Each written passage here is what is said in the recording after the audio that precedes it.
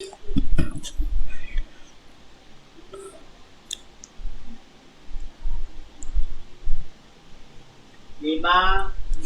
3, 2, 1. Assalamualaikum warahmatullahi wabarakatuh. Bismillah wa bihamdih. Wassalatu wassalamu ala rasulih wa ala alihi wa sahbihi. Allahumma salli ummat Muhammadin sallallahu alaihi wasallam, farij an ummati Muhammadin sallallahu alaihi wasallam, warham ummat Muhammadin sallallahu alaihi wasallam, waghfir li jami' ummati Muhammadin sallallahu alaihi wasallam, wanshur wa fadwa ayyadna dhanan wasan fil alamin bihaqqi Muhammadin sallallahu alaihi wasallam. Amma ba'du. Kaum muslimin dan muslimat, para penggemar tanya jawab agama Islam yang dirahmati Allah Subhanahu wa taala dimanapun berada, alhamdulillah wa syukrulillah. Berkah ridha, rahmat, taufik hidayah Allah, kita berjumpa lagi pada malam ini.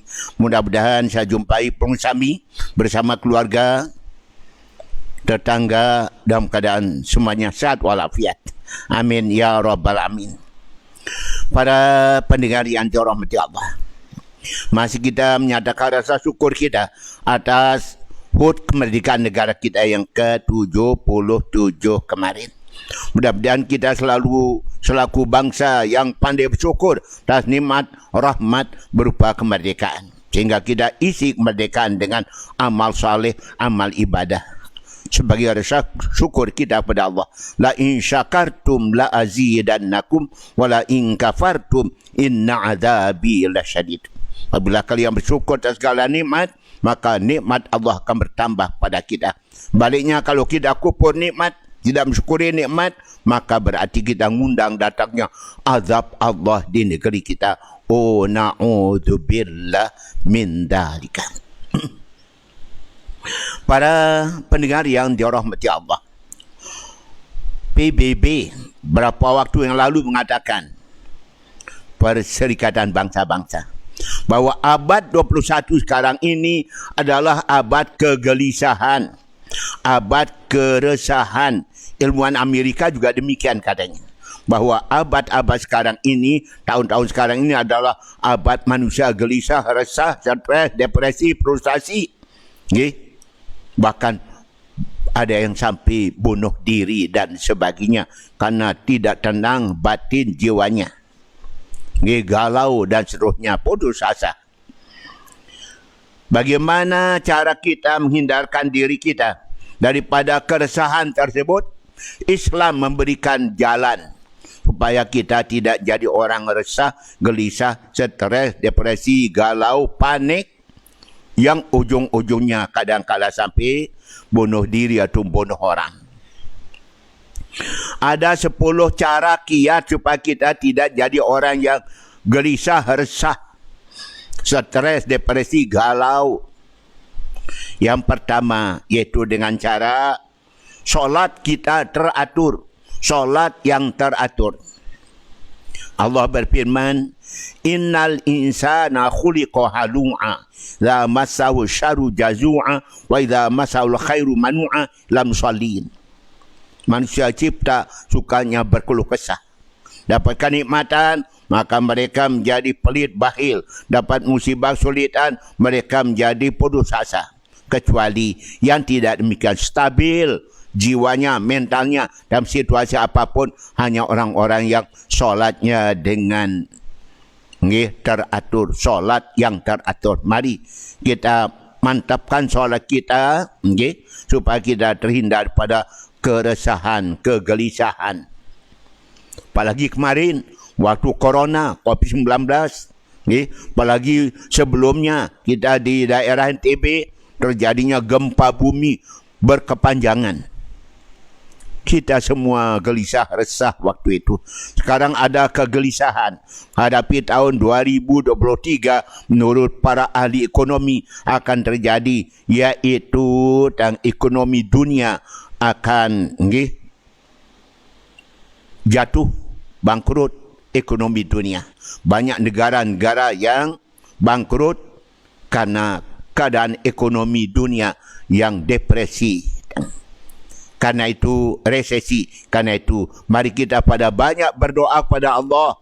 Banyak dekatkan diri kepada Allah. Wa man yattaqillah yaj'al lahu makhraja wa yarzuquhu min haitsu la yahtasib. Siapa yang takwa kepada Allah, Allah beri jalan keluar dari problema, masalah, kesulitan, penderitaan. Allah akan berikan rezeki yang tidak diduga-duga dan disangka-sangka. Asal kita pada taat bakti, takwa kepada Allah, iman takwa, insya-Allah Allah beri jalan keluar, Allah beri rezeki yang tidak kita duga-duga. Amin. Allahumma amin. Yang kedua, orang yang tidak resah adalah orang percaya adanya hari perhitungan. Percaya adanya hari pembalasan nanti di akhirat. Karena yakin ada hari perhitungan, hari pembalasan, maka tentu kita selalu berbuat kebaikan, beramal saleh, beribadah pada Allah Ta'ala. Jauh dari dosa dan kemaksiatan. Yang ketiga, orang tidak akan resah adalah orang dermawan, orang pemurah. Karena itu maka mari kita jadi hamba Allah yang dermawan. Man wajada fi qalbi qasawa falyansuri sadaqah. Siapa yang hatinya tidak tenang, batinnya tidak tenteram, maka tebarkanlah sedekah demi sedekah. Insyaallah tenang hati dan pikiran kita. Yang berikutnya, orang yang takut akan azab Allah, takut siksa. Karena takut siksa, tentu takut berbuat dosa dan maksiat, takut meninggalkan perintah-perintah Allah. Karena takut akan azab dan siksanya Allah. Kemudian berikutnya, yang tidak akan resah gelisah adalah orang jaga kehormatan. Jaga kehormatan. Ini betapa banyak terjadi sekarang kadang-kala guru, pendidik lakukan, iaitu perkosaan, pelecehan seksual terhadap anak-anak bawah umur, santrinya, muridnya. Di bawah umur, ya Allah, betapa banyaknya terjadi. Demikian banyak mereka yang ditangkap polisi dan diancam hukuman berat 15 tahun penjara. Nauzubillah min dzalika. Orang yang tenang adalah orang jaga kehormatan, melihara kehormatannya. Gimana mau tenang gitu kalau diancam 15 tahun penjara? Berhenti jadi pegawai, berhenti jadi guru, berhenti jadi ustaz, harus masuk penjara 15 tahun. Kenapa? Perkosa muridnya di bawah umur lagi. Masya Allah. Dan berikutnya, orang yang akan tenang hatinya, tidak gelisah resah, adalah orang yang menunaikan amanat, menyampaikan amanat dan janji-janjinya. Walladzina hum li amanati mu'adim ra'un. Orang yang memelihara amanat dan melihara janjinya, menaikkan janjinya. Mereka tidak akan resah, tidak akan gelisah. Ayo, mana amanat yang ada pada kita masing-masing? Janji yang pernah kita sampaikan, ucapkan, kita tunaikan. Tenang jiwa batin kita. Dan orang-orang selalu banyak mohon ampun pada Allah. Bertobat, istighfar, mohon ampun. Tenang hatinya. Nabi mengatakan, man lazimal istighfar, ya Allah min kulli hammin faraja, min kulli dhaikin makhraja, yarzuquhu min haitsu la yahtasib. Siapa-siapa yang banyak baca istighfar, maka Allah jadikan hatinya tidak stres, galau. Allah berikan jalan keluar, solusi dari masalah, problema, kesulitan, dan Allah akan berikan rezeki tidak diduga-duga, tidak disangka-sangka. Itu dia kelebihan banyak baca istighfar. Apalagi seperti Imam Ghazali, 1000 kali baca istighfar satu hari. Kanjeng Nabi mengatakan, wa inni la astaghfirullah kulla yaumin mi'ata marrah. Aku sendiri istighfar pada Allah tak pernah kurang 100 kali. Nabi sendiri mati masuk surga, tak punya dosa dan kesalahan, maksum, masih juga istighfar 100 kali. Apalagi kita. Karena itu, mari kita perbanyak istighfar, mohon ampun pada Allah. Moga Allah menjadikan hati tenang. Jalan keluar dari kesulitan. Allah memberikan rezeki tidak diduga, tidak diduga. Ini dosa senang dikerjakan, perintah Allah ditinggalkan, dosa dilanggar. Kemudian istighfar tidak suka, hanya hidupnya gelisah, resah, stres, depresi. Yang berikutnya, Orang yang tidak akan resah adalah orang yang menjauhi yang sia-sia, yang lago-lago. Sekarang banyak orang melakukan perbuatan lago. Berapa waktu kita, jam kita untuk berbuat sesuatu yang lago-lago, tidak ada manfaat, tidak ada gunanya, tidak datangkan pahala di sisi Allah Ta'ala, tidak datangkan ampunan. Lago dan lago. Entah itu dari HP kita yang kita tonton terus. Kapan pernah pegang Al-Quran? Habis waktu hanya untuk pegang HP saja, melihat yang aneh-aneh tapi nyata. Kemudian orang yang akan tenang adalah orang yang solatnya pelihara solat, sempurnaan solat. Solat sempurna pertama ikhlas lillah ta'ala. Yang kedua khusyuk hatinya. Yang ketiga dikerjakan awal waktu. Yang keempat berjamaah. Yang kelima solat padu dikerjakan di masjid-masjid, di musalla. InsyaAllah orang seperti ini tenang hati dan pikirannya. Dan berikutnya orang yang sabar. Orang yang sabar dalam hidupnya. Innallaha ma'as-sabirin. Allah bersama hamba yang sabar. Innama yuwaffas sabiruna ajrahum bighairi hisab. Allah akan berikan balasan pada hamba yang sabar dengan balasan yang tidak terhitung, tidak terhingga. Di terakhir, orang yang akan tenang hidupnya adalah orang yang jujur. Orang yang jujur. Nabi mengatakan, Al-Jannah darus sidqi, wan nar darul kadhibi.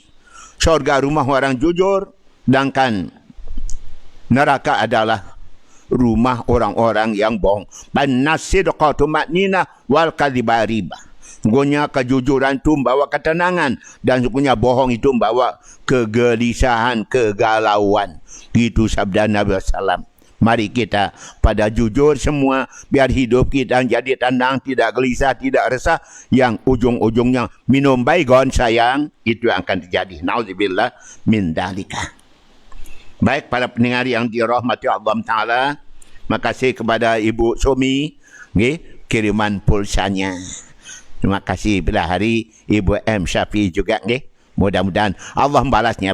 Mudah-mudahan Allah membalasnya. InsyaAllah Ta'ala kita hari Rabu yang akan datang akan dilantik jadi pengurus PWRI Kabupaten Lombok Timur di Pendopo Kabupaten, oleh yaitu pengurus pimpinan PWRI Provinsi NTB. Kemelantik kita di insyaAllah di Pendopo Kabupaten, Pendopo Pati. Kita sudah bersama PWRI ini sudah 38 tahun berikan pengajian pada anggota PWRI Kabupaten Lombok Timur bertempat di kantor PWRI. Alhamdulillah. Nanti akan dilantik untuk jadi pengurus tahun 22 sampai 27 nanti kan. Mudah-mudahan sisa-sisa umur kita dapat berbuat kebaikan. Khairun nas man tala umruhu hasuna amaluhu. Orang paling baik, orang panjang umurnya dan baik amal ibadah, amal kebaikannya. Amin. Allahumma amin. Baik para pendengar yang dirahmati Allah Ta'ala. Apa maksud dengan tafakur? Para pendengar, tafakur artinya merenung, bukan menghayal. Orang tafakur, hadap ke bawah dia, berpikir. Sedangkan orang menghayal, hadap ke atas. Hadap ke atas, khayal. Hadap ke bawah, tafakur. Berpikir, kita mikirkan ciptaan Allah, alam semesta ciptaan Allah. Sebutkan tafakur 1 jam, lebih baik pada ibadah 1 tahun ibadah sunat. Demikian kelebihannya. Kita diperintah oleh Nabi, yaitu supaya kita memikirkan tentang ciptaan Allah, mikirkan diri kita. Bil adi ayatul lil muqinin fi amsikum apala tubsirun. Di muka bumi ini ada tanda-tanda kebesaran Allah pada diri kalian juga. Apa kalian tidak lihat, tidak perhatikan, tidak mikirkannya? Demikian. Kita dianjurkan suka tafakur yang menimbulkan, menghasilkan kemanfaatan bagi kita, yang suka berpikir, merenung, jangan menghayal. Apapun kita lihat bisa kita fikirkan. Lihat begitu banyak manusia, satu pun tak ada yang sama.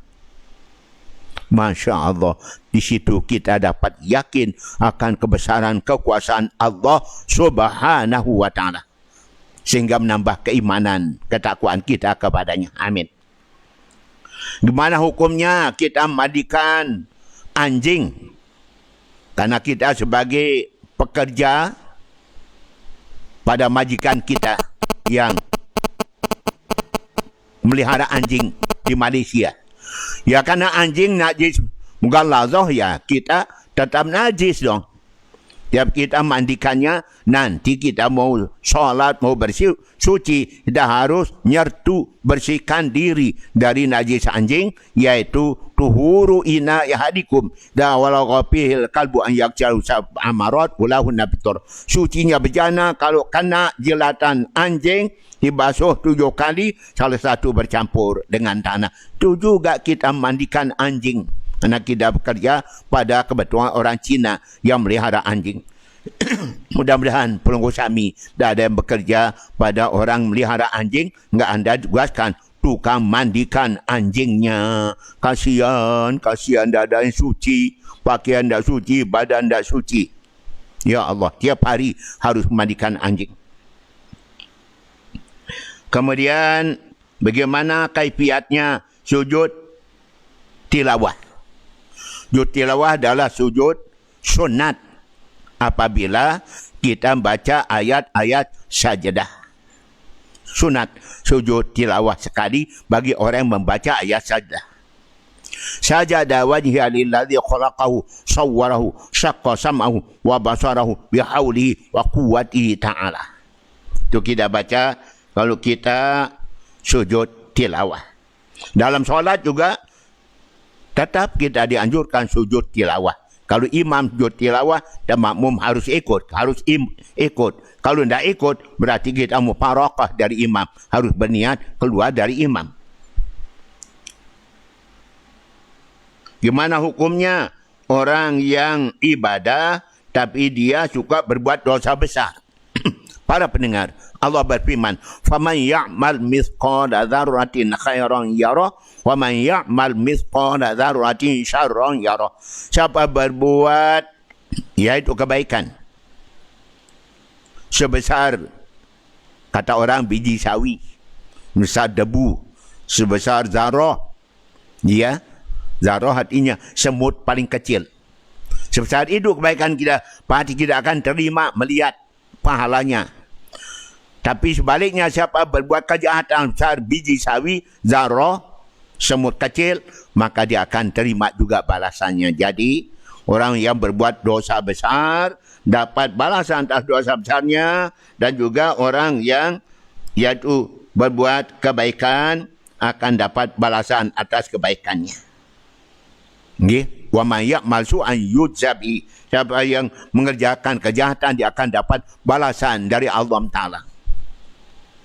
Bajaza'u sayyi'atin sayyi'atun misluha. Balasan kejahatan adalah kejahatan pula. Balasan kebaikan adalah kebaikan pula.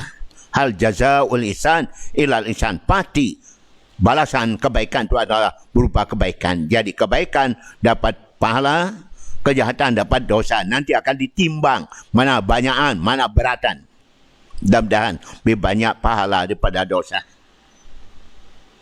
Apa doa kita supaya kita tidak berzina?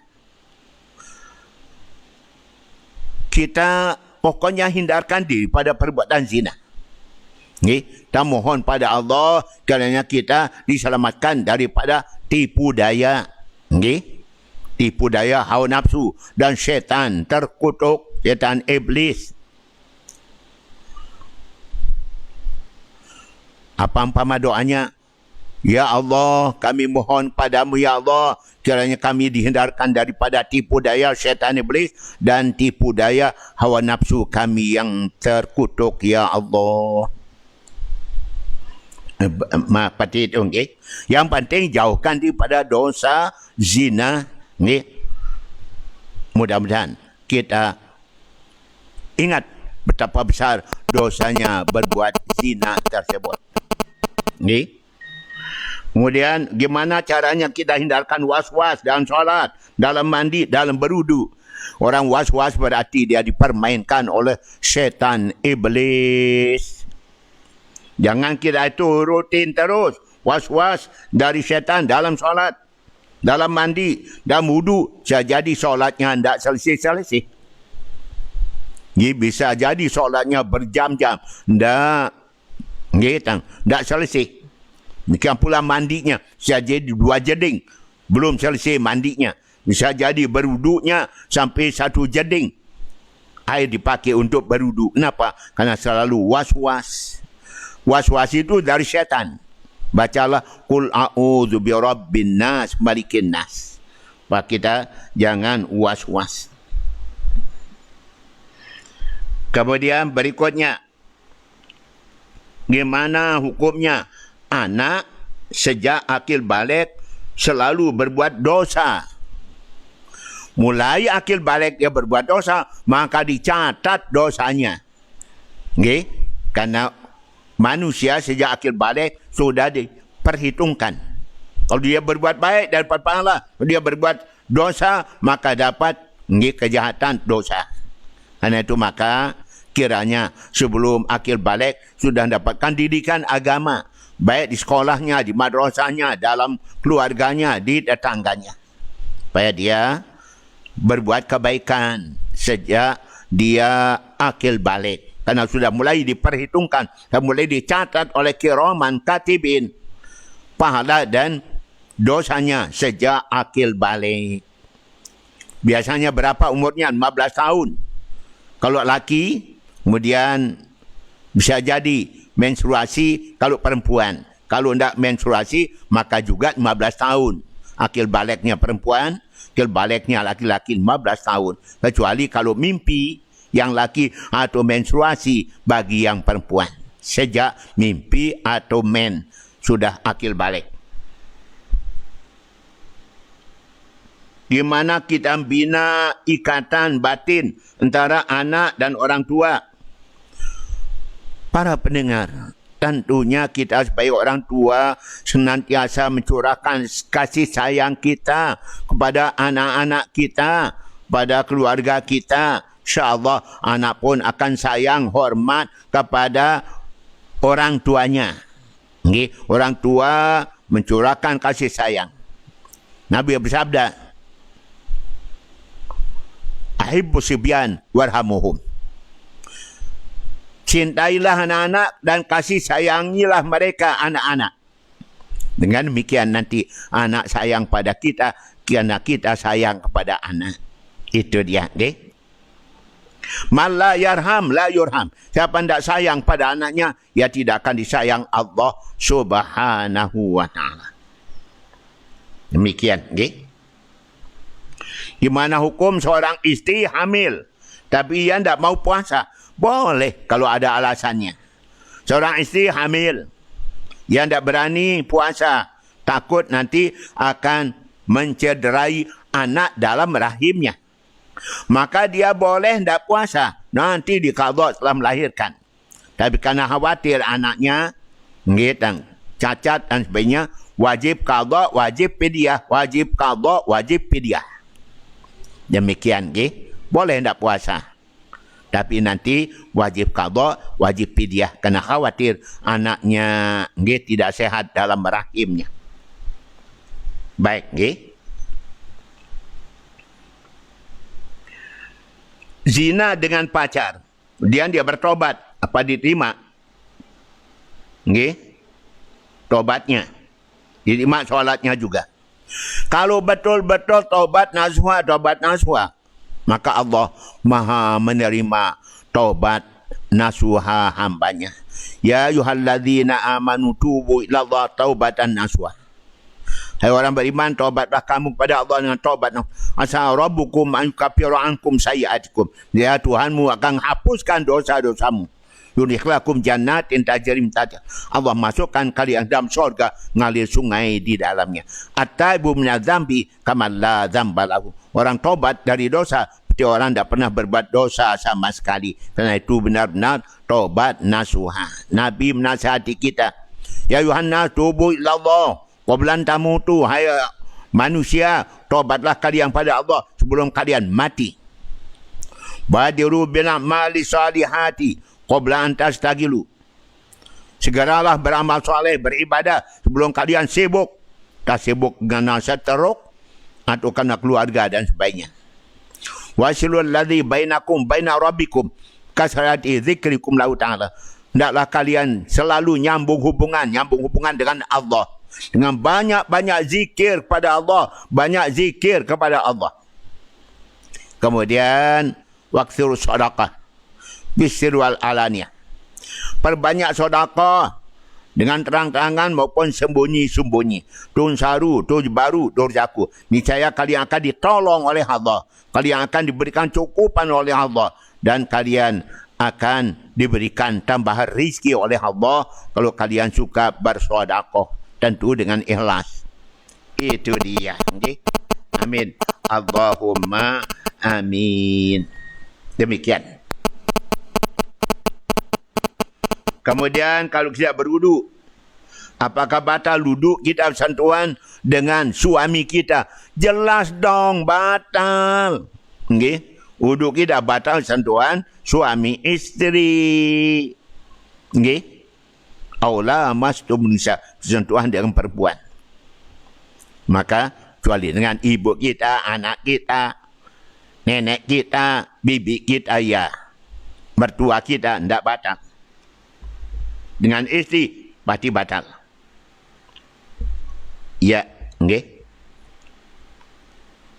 Kemudian apa penangkal kita daripada seher seorang?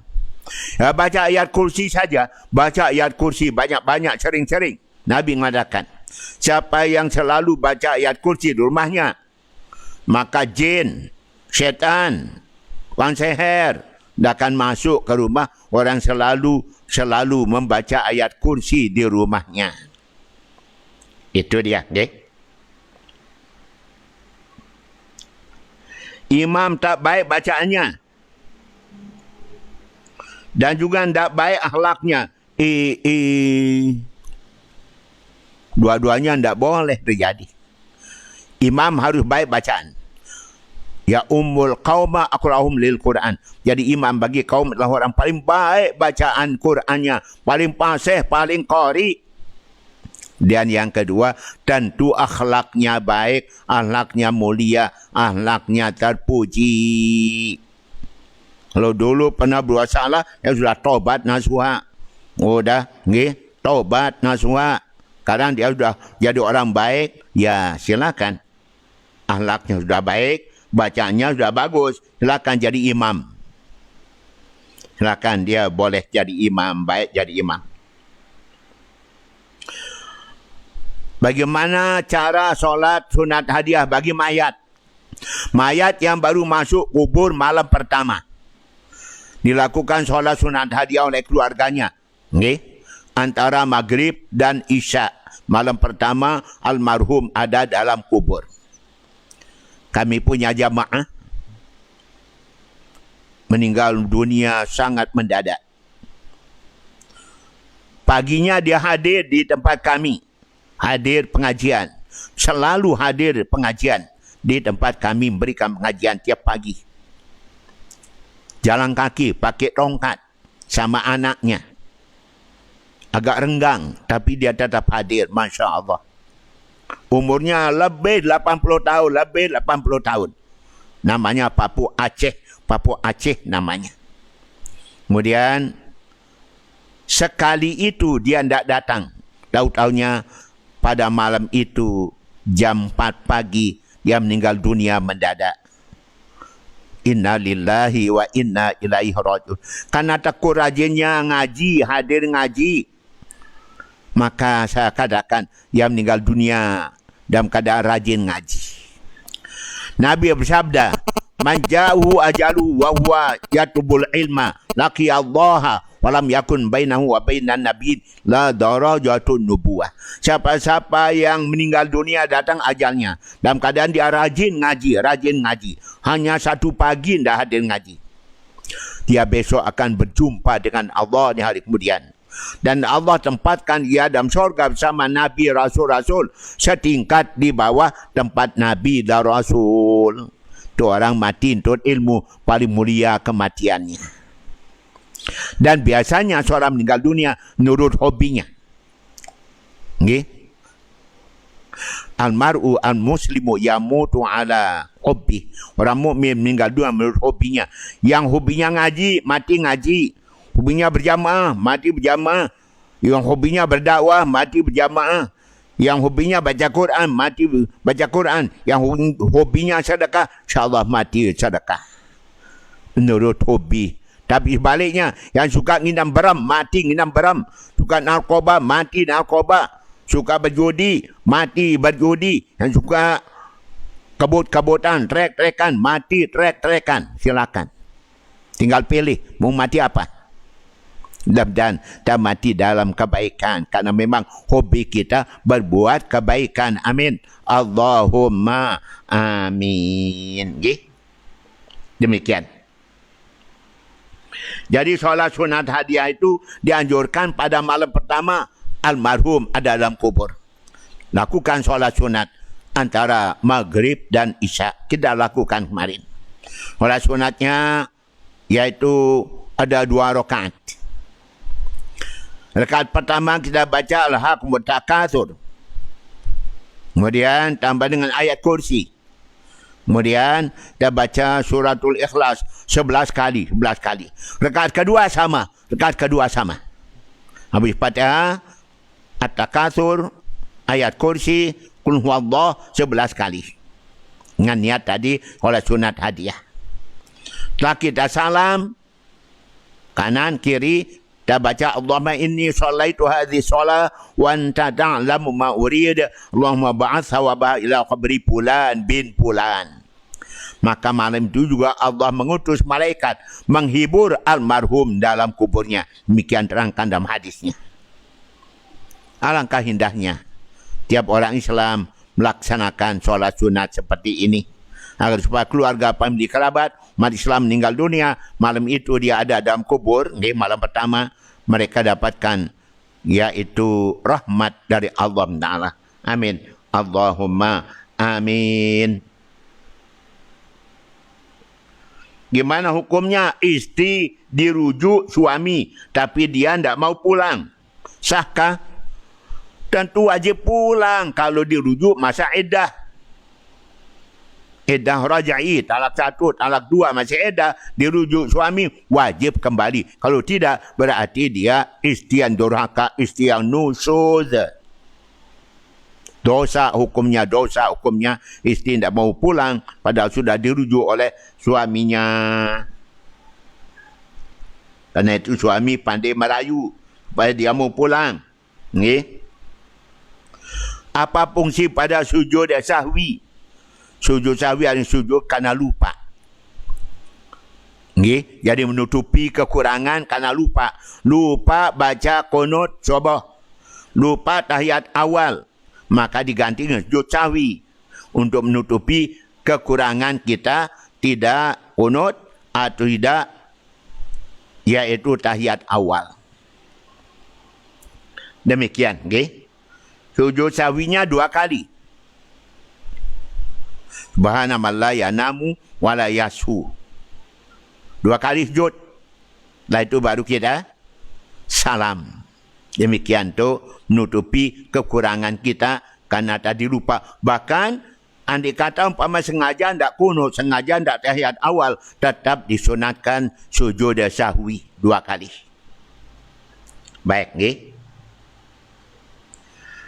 bagaimana hukumnya orang main biliar sambil berjudi? Ya namanya judi haram. Nama al-khamru wal maisir. Sungguhnya minuman keras dan judi. Kotor kaji perbuatan syaitan. Jauhkan dia.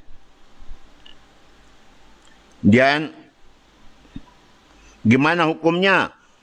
Orang laki-laki, orang perempuan tidak solat. Kalau tidak solat tapi yakin solat wajib, cuma dia malas, maka dia mukmin maksiat. Tapi kalau dia tidak yakin solat itu wajib hukumnya, dia tidak yakin, tidak percaya solat wajib, maka dia di luar Islam, kafirlah dia. Man taraka salata muta'ammidan faqad kafara jiharan. Meninggalkan solat yang sengaja kafirlah dia nyata-nyata. Yang jangan banyak umat Islam yang tidak solat, tidak percaya solat atau tidak mau mengerjakan solat. Sehingga bisa menjadi orang kafir jadinya. Oh, na'udzubillah. Na'udzubillah min dzalika. Di mana hukumnya seorang isteri tidak mau teguran sama suaminya. Rumah di mana ada suami isteri atau anak orang tua tidak teguran, maka malaikat rahmat tidak akan masuk ke dalam rumah di mana ada orang tidak tegur sapa. Suami, isteri, orang tua dengan anak, mertua dengan menantu, saudara dan saudara tidak tegur sapa di rumah, maka rahmat Allah tidak datang, malaikat rahmat tidak mau masuk ke rumah kita. Oh, na'udzubillah min dzalika. Di mana hukumnya? Kita minum bertepatan dengan azan. Minum bulan puasa tepatan dengan azan di masjid lain. Ya, jangan-jangan itu yang tepat. Waktu azannya masjid lain, masjid kita belum azan. Kenapa? Mungkin dia lali merbotnya. Belum azan di masjid kita. Masjid lain sudah azan. Maka puasa kita tidak sah. Karena sudah masuk waktu. Subuh. Dah lewat. Karena itu jangan demikian dong. Mulai terahim. Sudah siap-siap berhenti makan sahur. Mulai terahim. Sudah siap-siap berhenti makan sahur. Yang ada di mulut ditelan. Ada di gelas diminum. Kemudian setelah itu kumur dan sebagainya. Gimana hukumnya orang takut kawin karena ramalan. Kok ramalan dipercaya? Kalau memang secara zahir yang laki yang perempuan orang baik-baik, orang taat-taat, silakan kawin. InsyaAllah mendapatkan yaitu perkawinan yang harmonis. Yang penting yang laki soleh, yang perempuan soleh, insya-Allah selamat perkawinannya. Kalau kamu kawin dengan si A, kau tidak akan langgeng dalam rumah tangga. Kamu akan bercerai, kamu tidak akan bahagia, kamu tidak akan murah rezeki. Berani dia itu mengatakan demikian. Tak perlu didengar, tak perlu diperhatikan.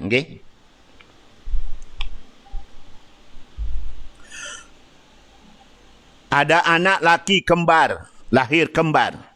Apa yang baik diberikan nama? Apa nama yang bagus untuk anak kembar? Ya khairul huda, khairul hadi. Muhammad khairul huda, Muhammad khairul hadi. Gitu aja. Gimana hukumnya ipar mentalak ipar? Mana mungkin, mana bisa, mana sah? Tak bisa dong. Ipar kok mentalak ipar. Apa haknya? Apa wewenangnya? Nah, boleh yang berhak mentalak itu kan suami.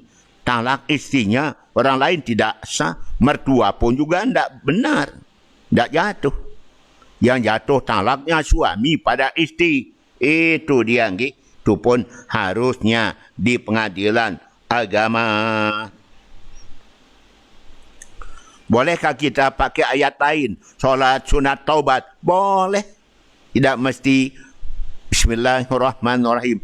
Walladzina idza fa'alu fahsyatan aw zalamu amsahum dzakarullah fastaghfiru lidzunubihim wa man yaghfiru dzunuba illa Allah lam yusirru ala ma fa'alu wa hum ya'lamun. Tidak mesti itu. Boleh saja ayat-ayat yang lain. Jadi ayat kita pada solat sunat taubat. Tapi ayat tadi rasanya pas betul. Jadi ayat solat sunat taubat. Tapi boleh ayat yang lainnya. Tidak pakai ayat aja boleh. Gimana hukumnya? Ipar kita malas solat di rumah. Tinggal di rumah. Tadi sebutkan. Apabila di rumah kita ada yang malas solat. Dan mengerjakan dosa maksiat. Malaikat rahmat tak datang ke tempat itu. Malaikat yang buat rahmat tidak datang, tidak masuk ke rumah orang yang meninggalkan ibadah atau mengerjakan dosa dan maksiat. Jangan ada. Kemudian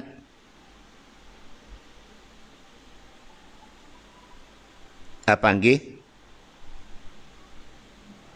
Apakah syirik apabila seorang dimandiin agar dapat jodoh?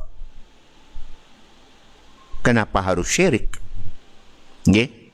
Dan dimandikan oleh seorang tokoh agama sambil didoakan. Mudah-mudahan kamu dapat jodoh, tenang hati dan pikiranmu dimandikan oleh seorang ahli di kampungnya. Terlalu cepat kalau kita mengatakan adalah perbuatan syirik. Baik,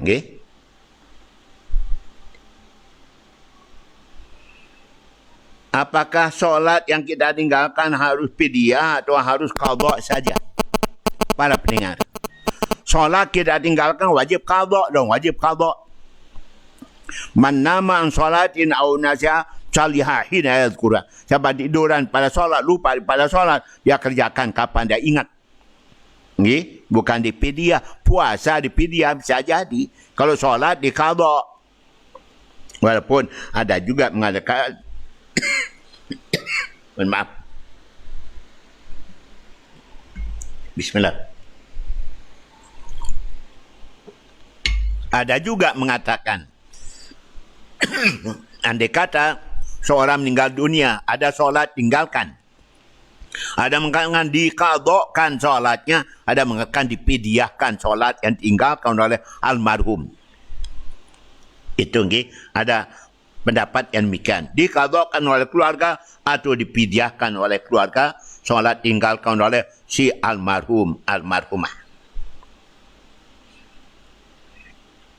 Ya. Gimana hukumnya? Masya Allah. Nauzubillah. Menyatubuhi mayat perempuan. Dulu zaman Nabi ada yang berbuat demikian. Orang laki-laki yang suka maling, curi, bahkan kain kapan pun dicuri. Saking senangnya mencuri. Kain kapan orang meninggal dunia, diambil, dicuri, gali kuburnya. Sampai pernah dia mencuri kain kapan seorang gadis meninggal dunia di Madinah. Dia gali kuburnya, dia ambil kain kapannya, dilihatnya mayat gadis itu montok. Timbul nafsunya, dia kerjakan. Dia perkosa.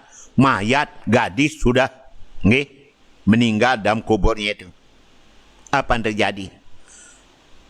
Mayat itu sudah telanjang.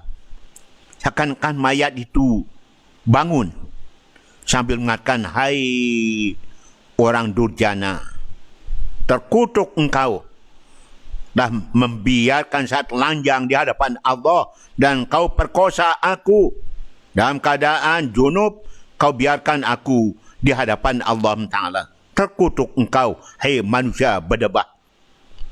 Lari si laki itu dari tempat itu dan menuju pada Nabi SAW. Mohon didoakan, mohon dipintakan ampun oleh Nabi SAW.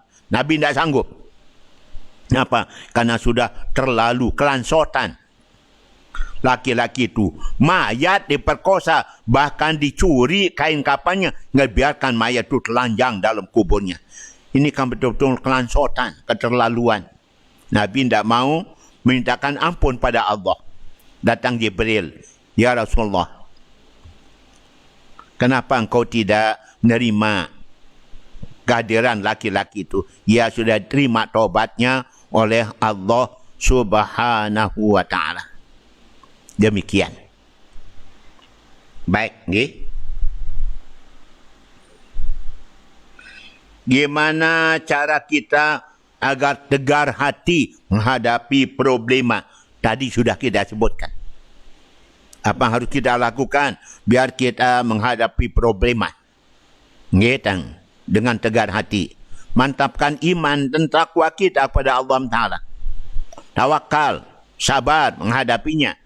InsyaAllah kita tegar menghadapi masalah-masalah yang pelik, masalah yang sulit.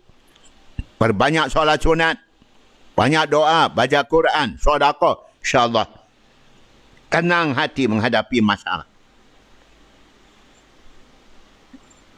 Gimana hukumnya? Solat sunat saat azan di masjid. Di mana solat sunat? Di rumah?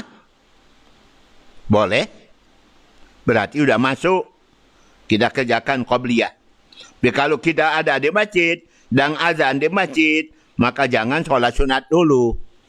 Kita berdiri dulu menjawab azan, nanti selesai azan, baru kita solat sunat tahiyatul masjid, baru solat sunat qabliyah setelah selesai azan. Gimana hukumnya? Sumbangan dari non-Islam untuk pembangunan masjid atau musholla. Boleh apa boleh? Boleh. Kenapa tidak? Saya pernah dulu membangun musholla. Dapat bantuan, sumbangan dari teman non-Islam. Berupa, yaitu semen. Bangun masjid, musholla, madrasah juga demikian. Ada teman non-Islam membantu. Boleh kita terima bantuan dari non-Islam untuk umpama madrasah, musholla, dan bangunan lainnya. Baik. Bagaimana hukum tidak memberikan nafkah sampai lahir anaknya yang umur 9 bulan 10 hari baru melahirkan? Ia hamil 9 bulan 10 hari. Tak pernah berikan nafkah kepada istrinya yang hamil dari sejak hamilnya, awal hamil sampai melahirkan. Teganya jadi suami. Walaupun sudah bercerai, tetap wajib sang suami berikan nafkah kepada istrinya yang hamil walaupun sudah bercerai. Kalau tidak, berarti dia berdosa. Kafa bil mar'isman an yudayya man yaqutu. Berdosa dan berdosalah seorang laki-laki yang tidak memberikan nafkah pada yang wajib diberinya nafkah, istrinya atau anaknya. Demikian, Masya Allah. Ada cucu 4 orang. Mengorbankan sapi. Bagus. 4 orang cucu dikorbankan. Atau kambing, silakan sama-sama seekor kambing. Atau kalau sapi, ya sapi untuk 7 orang. Tambah situ ayahnya, ibunya, neneknya, kakeknya, ya cukup. Menjadi 7 orang korban 1 sapi. Bagus tu. Mana hukum orang tidak bayar hutang sampai mati? Orang sampai mati tidak bayar hutang, rohnya tidak diterima Allah. Terkatung-katung antara bumi langit, roh orang yang tidak bayar hutang sampai mati. Nafsul mu'mini mu'allaqatun bidainihi. Nyawa orang mukmin katung-katung antara karena hutangnya belum dibayar antara bumi dan langit. Besok dari kemudian hutangnya wajib dibayar dengan pahala-pahalanya, pakai bayar pada tempatnya berhutang. Lama-lama habis pahalanya, dosa orang tumpuk kepada dia, diberikan kepada dia yang berhutang. Hanya pahala habis, hutang dosa bertambah, yukadzabu pinnat, dilemparkan ke neraka. Tidak ada modal masuk surga, pahala sudah habis, berikan pada tempatnya berhutang. Dan Nabi SAW tidak mau solatkan mayit orang yang mati berhutang. Nabi tidak mau solatkan mayit orang mati berhutang. Pun Nabi yang solatkan mayitnya, tetap dia tidak akan dapat ampunan Allah. Demikian. Nabi mengatakan, semua orang mati syahid di medan perang masuk surga illa dain. Kecuali orang mati syahid itu menanggung hutang. Pun dia mati di medan perang, belum berhak masuk surga sebelum hutang dibayarkan. Masya Allah. Beratnya kita mati nanggung hutang. Karena itu, para pendengar, para pemirsa, kalau ada hutang saya mohon supaya dimaafkan atau dihalalkan atau disampaikan pada kami bahwa Pak Ustaz ada hutang kepada saya, tolong bayarkan, bayar gitu. Jangan sampai kita mati membawa hutang, nanggung hutang. Ya Allah. Kemudian pikiran buruk. Gimana cara kita menghilangkan pikiran buruk? Banyak istighfar, banyak istighfar. Orang banyak istighfar, insya-Allah terhindar pada pikiran yang buruk. Baca auzubillahi minasyaitanirrajim. Baca ayat kursi, mudah-mudahan pikiran yang buruk itu menjadi hilang. Kemudian kita wudu dari air parit. Tapi airnya disaring. Nggih, disaring, dia baru dialirkan ke dalam kolam.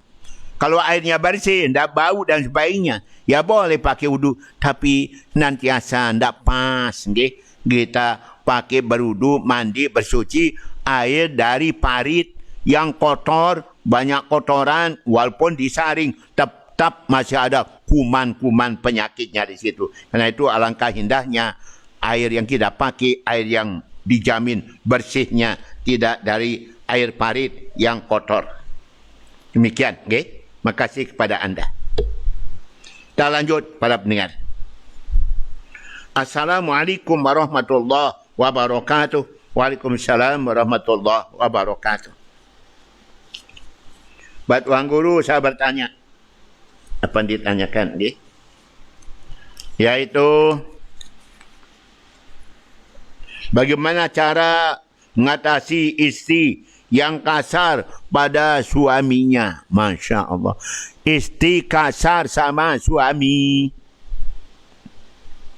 Itu berarti kurang pendidikan. Berarti ni ada penyakit.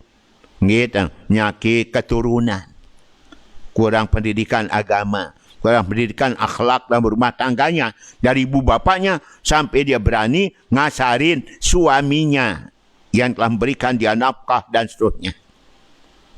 Ya, kurang agama, kurang pendidikan akhlak.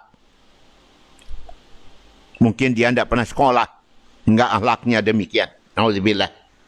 Kasar pada suami. Apakah berdosa orang tua? Dari perempuan yang dilamar, kemudian menunda-nunda pernikahan. Sudah saatnya. Para pendengar, Nabi ada bersabda, apabila seorang sudah saatnya untuk melangsungkan perkawinan, tapi juga menunda-nundanya, maka jangan heran kalau nanti terjadi fitnah. Karena itu, kalau sudah saatnya dan matang untuk berkeluarga, maka kiranya lamaran segera diterima. Pak Ustaz, di dekat rumah saya ada keluarga yang tidak pernah ngaji sama sekali. Ya Allah. Likulli syai'in tariqul jannatil ilmu. Segala sesuatu ada jalannya. Jalan menuju syurga adalah yaitu nuntut ilmu. Okay? Tak ada orang masuk syurga tanpa ilmu tahuan. Okay? Jadi, man salka tariqan yaltamis bi ilman sahlallahu tariqan ila jannah. Siapa pergi menuntut ilmu, okay? Maka Allah mudahkan baginya jalan menuju kepada syurga. Kalau orang tak pernah menuntut ilmu, tak pernah belajar agama, gimana bisa? Okay? Mudah baginya jalan masuk ke dalam syurga. Jadi harus ada pengajian. Harus mereka ngaji. Baik. Apa hukumnya? Gimana hukum masyarakat berlomba-lomba membangun masjid, bangun solat yang mewah-mewah, megah-megah, besar-besar. Tapi setelah masjidnya dibiarkan sepi, tidak dimakmurkan, tidak diramaikan. Berdosa orang yang ada sekitar. Kenapa? Tidak makmurkan masjid, tidak meramaikan masjid. Allah berfirman, innama ya'muru masajidallah man amana billahi wal yawmil akhir. Sungguhnya yang mau makmurkan rumah Allah hanya orang betul-betul iman pada Allah dan hari kemudian. Qama shalah wa ata zakat, dan mendirikan solat dan mengeluarkan zakat. Falam yakhsha illallah, dan tidak takut, hanya pada Allah takutnya. Mereka yang selalu makmurkan masjid, mereka akan selalu dapat pengayoman, yaitu dapat petunjuk hidayah dari Allah SWT. Jadi setiap orang Islam wajib makmurkan masjid yang mereka bangun. Kalau tidak, berarti mereka mengkhianati orang-orang telah ikut serta memberikan sumbangan untuk membangun masjid. Artinya apa? Apa mereka telah lakukan sia-sia. Masjid mereka bangun dan datang pahala bagi orang beramal, menyumbang dan sebagainya. Karena masjidnya tidak dipakai. Kasihan, okay? Jadi harus dimakmurkan. La solat al-lijaril masjid la fil masjid. Tidak ada solat bagi orang yang tangga masjid kecuali dia solat di masjid musalla yang dibangun itu. Ya Allah. Allah berfirman, maka lil musyrikin ayamuru masajid. Tak mungkin orang syirik mau makmurkan rumah Allah. Ayo, apa maknanya? Tak mungkin orang musyrik mau makmurkan rumah Allah. Jadi orang yang mau makmurkan rumah Allah hanya orang-orang beriman. Orang musyrik tak mungkin mau makmurkan rumah Allah, masjid, musalla. Ya Allah. Yang sampai terjadi. Ada masjid bangun, solat bangun, tapi biarkan sepi, tidak diramaikan untuk solat jamaah, untuk pengajian dan lain-lain sebagainya. Dosa hukumnya kalau orang tidak makmurkan. Bagaimana hukum masyarakat yang rumahnya sangat dekat dengan mushola dan ketika azan dikumandangkan, hatinya tidak tergerak untuk solat jamaah di mushola? Ya Allah, sama. Nabi bersabda, man sami'an munadiya yunadi lis-salah walam yamna'uhu min ittiba'i uzrun lam tuqbal minhu as-salatu allati shalla fi baiti. Siapa mendengar suara azan, gimana ada dengar dekat rumahnya, yang memanggil untuk solat jamaah tapi tidak mau juga datang jamaah dan tidak ada uzur halangan, tidak terima solat dikerjakan di rumah dan diterima solat yang dikerjakan di rumahnya itu. Oh, na'udzubillah min dzalika, jangan sampai solat kita tidak diterima oleh Allah. Kenapa? Kita dekat masjid musalla dengan suara azan qomat, tidak ada uzur halangan sakit dan sebagainya, tak mau hadir solat di rumah, tidak diterima Allah SWT. Sabda Nabi SAW. Bahkan malaikat Jibril bersabda, ya Rasulullah, tarikul jamaah min ummatika la yajidu rihal jannah kana amaluhu aktsara min amali ahli al-adi. Ya Rasulullah, umatmu yang tidak suka berjamaah solat tidak akan mencium bau surga walaupun banyak kebaikan jasanya di tengah-tengah masyarakat. Demikian Jibril pada kanjeng Nabi Muhammad sallallahu alaihi wasallam. Oleh kerana itu, resiko pelunggut yang sami berumah dekat masjid, dekat musalla, maka kita harus menghidupkan, meramaikan masjid musalla di dekat rumah kita. Kalau tidak, solat di rumah tidak diterima Allah Subhanahu wa ta'ala kecuali uzur dan halangan. Demikian para pendengar. Memang sudah diramalkan oleh Nabi. Wa masajiduhum amiratun wa kharabun an dzikrillah. Masjid-masjid akhir zaman megah-megah, mewah-mewah. Biayanya mahal, miliaran. Tapi kosong pada orang yang zikir pada Allah, kosong pada orang berjamaah, kosong pada orang ngaji, i'tikaf, baca Quran dan sebagainya. Tanda-tanda akhir zaman, tanda-tanda kiamat dekat. Ya Allah, yang sampai terjadi demikian. Tadi kita pengajian di Loyok, pengajian di Ludepi Wengkang, Loyok.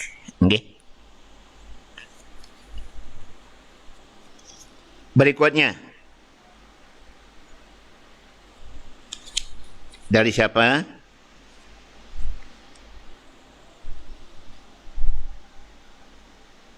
Gimana hukumnya wanita yang menjalankan baiat yang 6 dalam ayat firman Allah? Satu saja yang dilanggarnya, yaitu dia pernah berzina sekali dalam hidupnya. Dan setelah itu dia sadar, kemudian bertobat nasuha, taat pada Allah Ta'ala. ngam jalankan bayat yang 6 itu? Apakah Allah akan mengampuni dosa-dosanya? Para pendengar, apakah dia tetap dapat murka dari Allah? Para pendengar, Nabi kita SAW pernah diperintah Allah untuk mintakan ampun dan berbaiat pada wanita yang sanggup menjauhkan diri dari 6 perkara. Fabayi'hunna wastaghfir lahunna. Berbaiatlah kamu, hai Muhammad, dengan wanita-wanita ini dan juga mintakan ampun pada Allah. 6 golongan, 6 perbuatan. Pertama, Allah yusyrik nabillah. Wanita-wanita yang tidak syirik kepada Allah. Yang kedua, Allah yasyrikna. Wanita-wanita yang tidak suka nyopet, maling, mencuri, termasuk mencuri uang suaminya. Yang ketiga, Allah yaznina. Jangan dia suka berzina, selingkuh. Kemudian yang keempat, Allah yaktuna auladahunna. Tidak membunuh anak, tidak aborsi. Okay? Kemudian berikutnya yaitu Allah yatina bibuhtani yabtarin. Tak suka berbohong, berdosa pada suaminya. Kemudian yang keenam, Allah yaksinaka fi ma'ruf. Tidak berbuat maksiat dalam kebaikan, tidak durhaka. Okay? Terhadap suaminya. Maka wanita seperti ini, Nabi perintah Allah, mintakan ampun pada Allah dan berbaiat kepada mereka. Jadi ada 6 amalan harus jauhkan, maka wanita demikian dapat ampunan Allah. Kerana Nabi sudah mintakan ampun pada Allah dulu masa hidup beliau. Pertama, wanita yang tidak syirik kepada Allah. Yang kedua, wanita yang tidak suka mencuri, nyopet. Yang ketiga, wanita yang tidak suka berzina, selingkuh. Yang keempat, wanita yang tidak membunuh anaknya. Yang kelima, wanita-wanita yang tidak suka berbohong, berdusta. Yang keenam, wanita-wanita yang tidak durhaka pada suaminya dalam hal kebaikan. Mereka dapatkan ampunan Allah kerana Nabi sudah mintakan ampun dulu masa hayatnya kanjeng Nabi sallallahu alaihi wasallam. Pama pernah dia berbuat keliru salah dan dia telah taubat an-nasuha. Orang yang sudah taubat dari dosanya, betul orang tidak pernah berbuat dosa sama sekali. Demikian. Berikutnya, bagaimana kami bisa bersedekah tiap hari, namun kadang kami sebagai penuntut ilmu kekurangan. Para pendengar, tentu tidak dituntut. Orang tidak punya harta, tidak punya uang kelebihan, tentu tidak dipaksa, diharuskan sedekah. Ingat, sedekah itu tidak hanya dengan uang, tidak hanya dengan harta. Banyak jalan kita sedekah. Berwudu, sedekah. Baca Al-Quran, sedekah. Baca tahmid. Okay? Baca salawat, sedekah. Istighfar, sedekah. Baca tahlil. Membaca takbir. Tasbih, semua itu adalah nilainya sedekah. Tidak hanya sedekah dengan uang, dengan harta. Banyak jalan kita bersedekah. Senyuman kita juga sedekah. Tabasam muka biwajhi akhika sedekah. Kau senyum di hadapan saudaramu adalah sedekah. Itu dia. Nuntun orang yang mungkin kurang sehat, orang buta juga adalah sedekah. Membuang duri di tengah jalan yang nanti diinjak orang juga nilainya adalah sedekah. Beritahu orang alamat seseorang juga termasuk bersedekah. Banyak jalan kita bersedekah. Pun Nabi mengatakan, likulli sulama minan nas ali sedekah kulla yaumin tatlu fi syams. Semua anggota tubuh manusia ada sedekahnya tiap hari terbit matahari. Tangan ada sedekahnya memberi atau salaman. Kaki ada sedekahnya melangkah kaki ke masjid, ke musholla, ke tempat silaturahim. Mata ada sedekahnya mandang Al-Quran. Telinga ada sedekahnya mendengarkan pengajian. Lidah ada sedekahnya membaca zikir dan sebagainya. Banyak jalan mendapat nilai sedekah. Amin. Allahumma amin. Baik, para pendengar. Lanjut.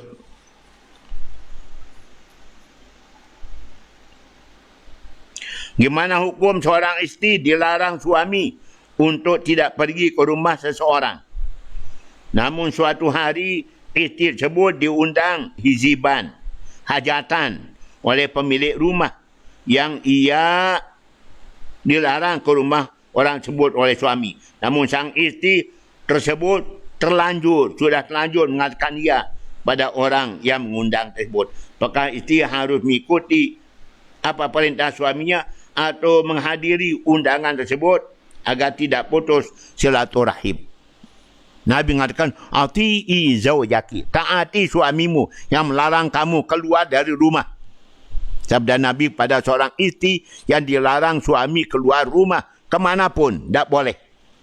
Kenapa? Sangunya sudah siapkan di rumahnya oleh suami. Hatta pergi menjenguk ayahnya sakit, Nabi melarang, jangan kau pergi tanpa izin suami.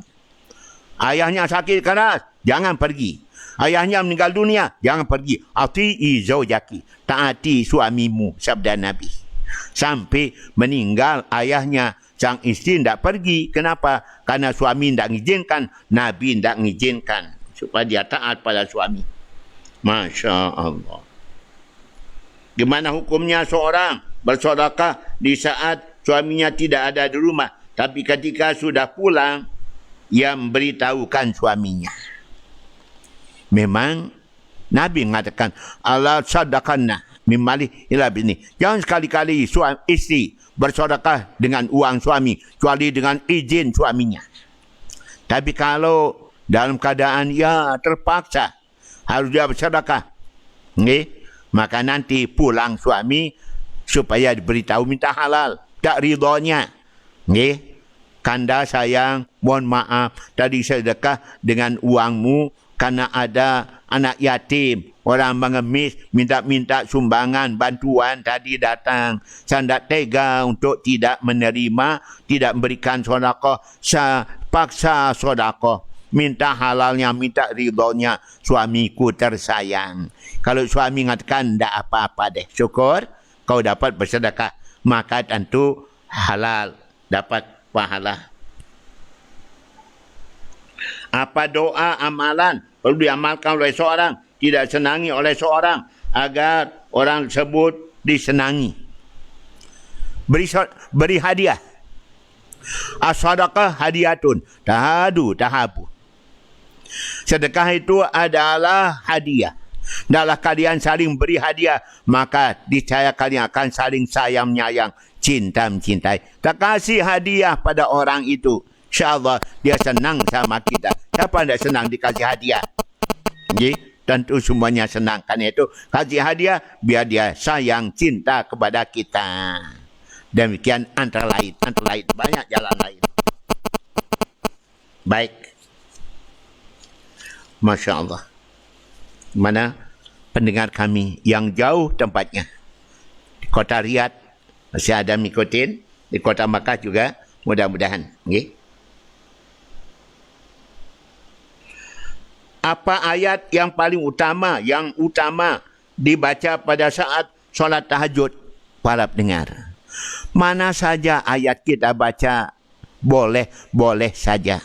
Yang penting kita baca ayat sambil kita hayati, renungkan tadabburul makna ayat yang kita baca. Ingat, tiap kita baca Al-Quran dalam solat, satu huruf pahalanya 100 pahala.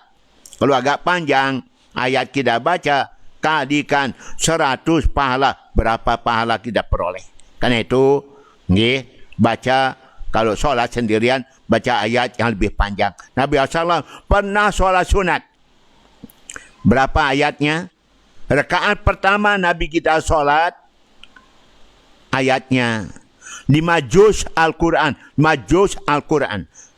Rakaat kedua, beliau baca ayat 1 juz Al-Quran. Jadi 2 rakaat beliau membaca ayat Quran 6 juz. 5 rakaat pertama 5 juz, rakaat pertama 1 juz, rakaat kedua. Masya Allah, bagaimana hebatnya baca Al-Quran dalam solat sampai 6 juz untuk 2 rakaat saja.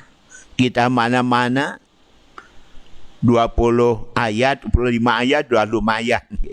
Jarang. Bahkan mungkin tak tahan orang. Baik, makasih. Jadi silakan ayat mana saja, penting anda renungkan makna dan artinya. Nggih? Kalau saya membaca surah Ar-Rahman sambil merenungkan tadabburul makna, bisa jadi kita nangis membacanya. Atau dua ayat terakhir pada surah Al-Baqarah yang diimat Nabi waktu Isra Mi'raj. Nggih? Mulai dari Amanar Rasul. Nggih? Itu kita baca dan kita renungkan maknanya. InsyaAllah saya jadi kita menangis di dalam solat kita. Boleh menangis dalam solat. Kanjeng Nabi suka nangis dalam solat. Baik, nggih. Gimana hukumnya kita wudhu dalam WC? Artinya di jeding kita yang di dekat jeding ada WC, tidak apa-apa. Tidak apa-apa, rata-rata seperti itu. Jeding kita di dekatnya ada WC. Tapi WC-nya selalu bersih, disiram. Okay?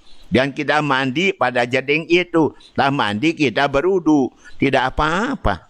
Tidak ada halangan kendala untuk berwudu di dalam kamar mandi yang di situ ada WC. No problem. Okay? Tidak apa-apa. Boleh. Ya. Kenapa para petani saja yang wajib berzakat? Padahal para petani panennya sekali dalam 4 bulan atau 5 bulan. Mana lagi capek. Kenapa orang yang jadi pegawai negeri tidak wajib berzakat? Padahal para PNS itu mendapatkan gaji kali sebulan. Dan gajinya ada yang sampai 1 nisab dalam setahun. Gimana kalau sudah sampai senisab, apa wajib zakatkan? Para pendengar yang dirahmati Allah. Ingat, syarat zakat bagi padi, tanaman adalah panen. Tiap-tiap panen dan cukup nisabnya.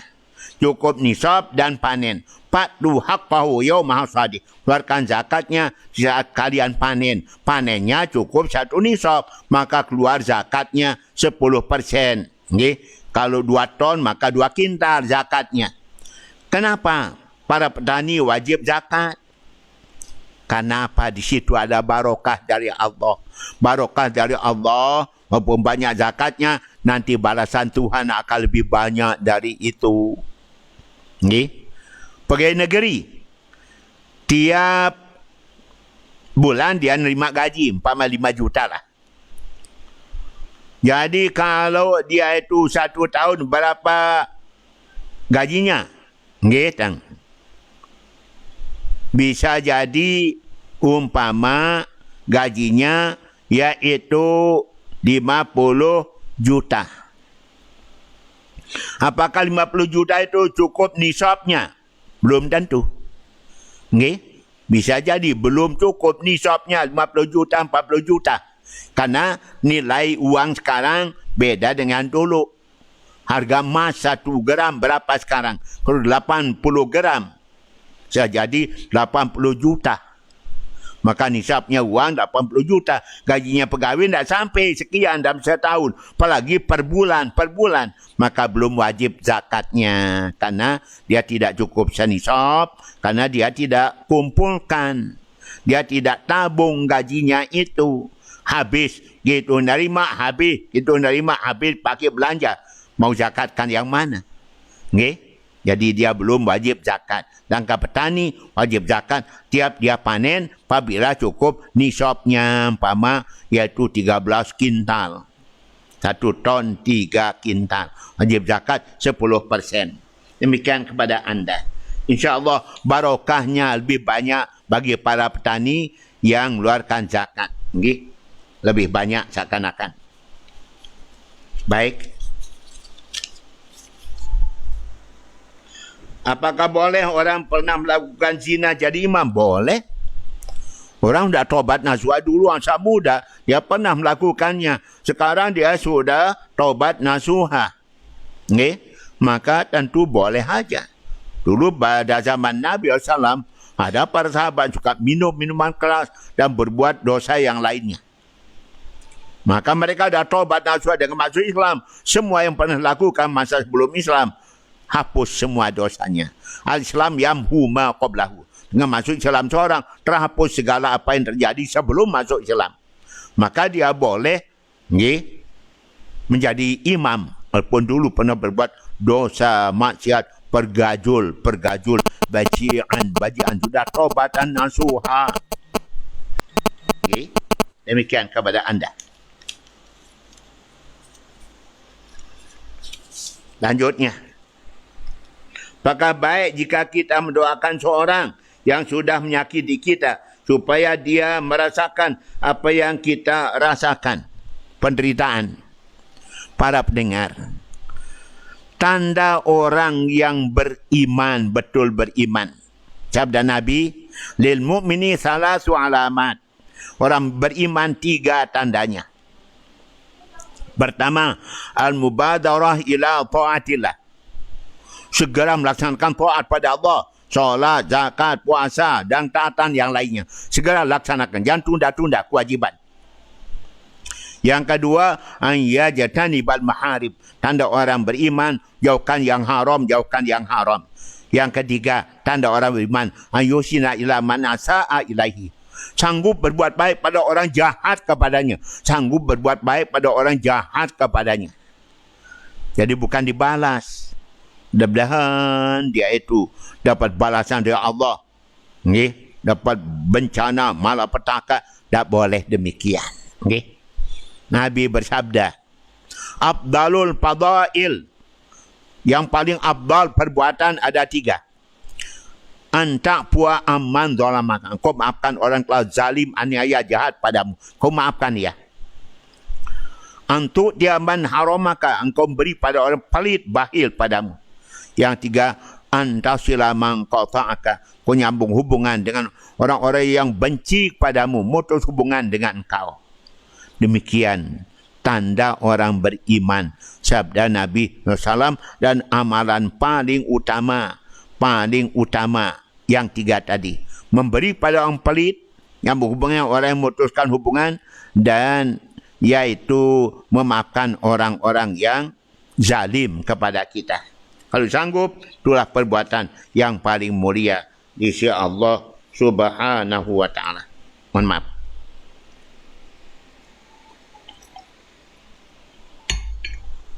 Lanjut.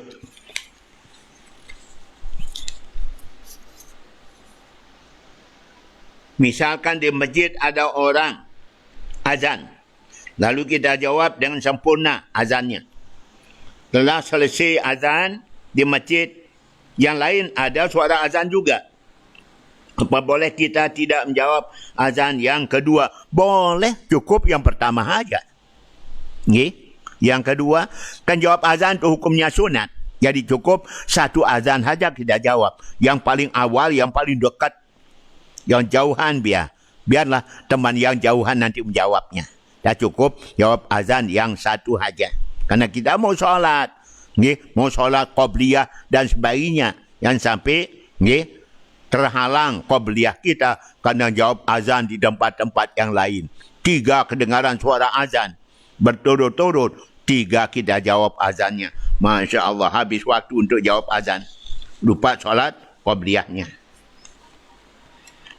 Bagaimana hukum seorang ibu yang menyuruh anak perempuannya bercerai kerana suami dari anaknya selalu menyimpang dari syariat Islam, pemandak sembahyang? Masya Allah. Mungkin bukan itu cara menyelesaikan. Caranya menyelesaikan ya, istri dan si orang tua menasihati, memperingati, bersikap baik sampai mendoakannya. Moga-moga sang suami sadar kewajibannya solat. Supaya rumah tangganya harmonis, bahagia, selamat, disayangi Allah Subhanahu wa ta'ala. Dan sampai rumah tangga kita tidak datangi rahmat dari Allah karena ada tidak sembahyang. Jangan sampai kejelekan diselesaikan dengan kejelekan. Tidak solat diselesaikan dengan bercerai. Tidak pas. bagusnya diberi nasihat, suruh orang beri nasihat, peringati. Okay? Itu dia caranya saya kira. Apalagi sudah punya anak, kasihan anak. Jadi korban kahwin cerai gara-gara suami tidak sembahyang. Apa suami tidak pernah belajar agama? Jangan sudah belajar agama, cuma tidak mengamalkannya. Masya Allah.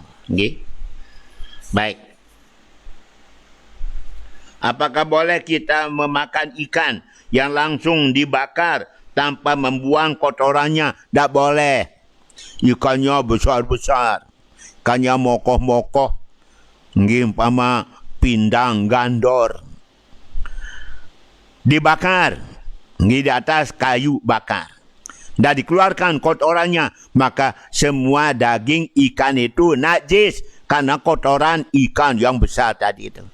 Kalau ikan kecil-kecil, teri-teri kecil, ya pun dimaafkan. Tapi kalau ikan besar, wajib keluarkan kotorannya.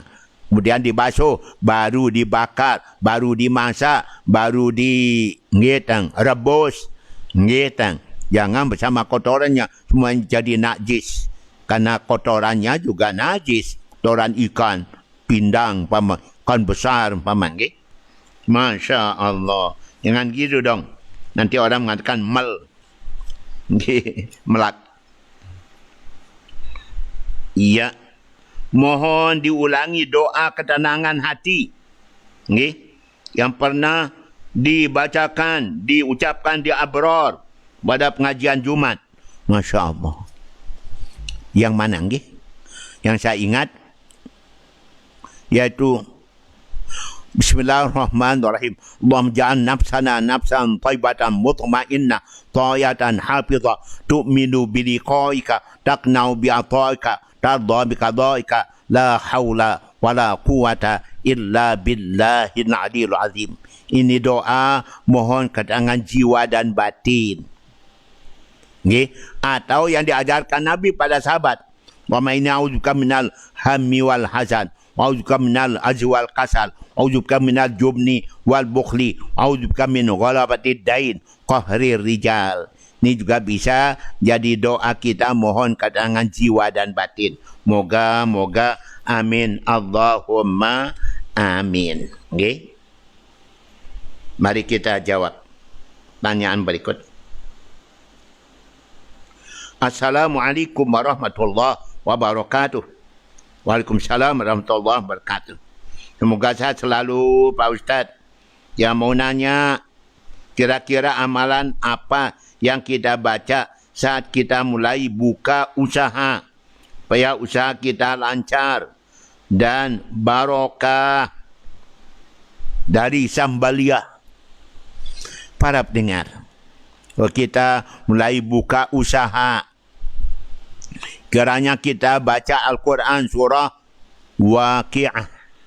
Surah Waqi'ah. Nabi Adam mengatakan, siapa yang selalu baca surah Waqi'ah, maka Allah murahkan rizki baginya.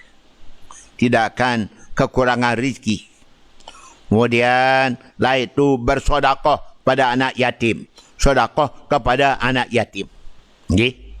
Agar supaya usaha kita barokah, kios kita barokah, bisnis kita barokah, kita undang anak yatim, kita kasih sedekah, kita kasih makanan, kita kasih uang pada anak yatim. Kita suruh dia mendoakan kita. Suruh dia baca Yasin, zikir doa umpama. Dan itu bagus sekali. InsyaAllah barokah usahanya. Dan jangan lupa, supaya nanti kalau sudah jalan lancar, bisa mencapai 1 nisab setahun, maka wajib dizakatkan. Supaya bisnis kita dipelihara Allah SWT. Sekarang banyak kita lihat di mana-mana kebakaran. Toko kebakaran, mall kebakaran, usaha kebakaran, pabrik kebakaran. Menurut Nabi. Terjadinya demikian karena orang punya harta tidak suka berzakat. Yang Nabi mengatakan, yaitu siapa-siapa yang tidak berzakat, mana kaum zakat. Apabila orang mencegah dirinya, tidak mau mengeluarkan zakat. Man Allah minhu hifdzal mal, Allah tidak akan pelihara, tidak akan jaga harta kekayaan orang itu. Datang maling, datang api, datang banjir, datang apa lagi, okay?